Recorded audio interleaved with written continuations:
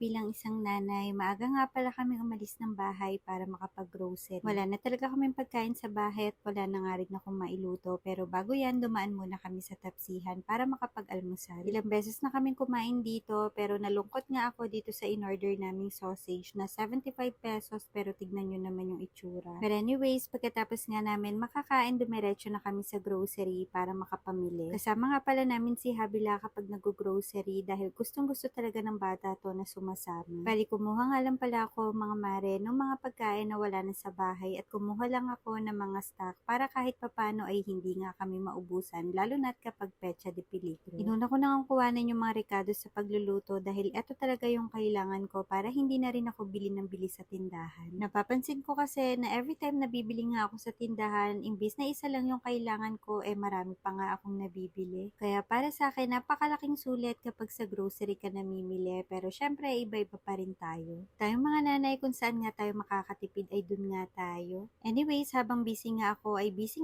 rin tong si Habila at nagpapabili na nga nitong gummy candy. Pinakuha ko na nga ng isang piraso at tuwang-tuwa nga ang bata. Buti na lang at marunong ang makinig. Kumuha na nga rin pala ako ng mga gamit sa panlinis at syempre hindi pwedeng mawala ito mga panlaba. Halos araw-araw kasi ay naglalaba nga ako kaya hindi talaga pwedeng mawala sa amin ng sabon. Na makuha na nga namin yung mga kailangan, dumiretso na kami sa cashier para makapagbayad. Pag uwi nga sa bahay, nagre-request ng donut si Habila at dahil meron na nga akong mini donut from Hodek, ako na lang yung gumawa. Sobrang easy lang naman ito. Bali, naglagay na ako ng flour, cocoa, baking powder, baking soda, asin, at naglagay na rin ako ng sugar. Nag-add na nga rin pala ako ng oil, water, at syempre nitong vinegar. Naglalagay talaga ako ng vinegar sa mga tinapay na ginagawa ko para maiwasan yung pagkasira. Bali, nung pinagsama-sama ko na nga yung mga ingredients, ganito na yung consistency at okay na nga ito. Bali, etong mini donuts nga pala ay meron ng 6 holes, kaya bawat salang ay makakagawa ako ng 6 na piraso. Maliit nga lang pala to mga mare at nakailang salang din ako at eto na nga yung mga nagawa ko. At dahil meron pa nga ako natirang chocolate chips, tutunawin ko lang at eto nga yung ilalagay kong topping sa ibabaw. Mas masarap nga kung dark chocolate yung syrup na ilalagay nyo sa ibabaw para mas masarap. Bali, isa-isa ko nga lang palang nilubog mga mare at ganito na nga yung naging itsura. Pwede na yung ganito pero para sa akin gusto ko pa nga maglagay ng toppings. Bali, nagdurog nga lang pala ako ng Happy Peanut. Ito yung isa sa favorite flavor ko sa donut kaya ito yung una kong ginawa. Meron nga ako natirang sprinkles kaya yung flavor na sinunod ko ay ito namang may sprinkles sa ibabaw. Yung ganitong mini donuts, pwedeng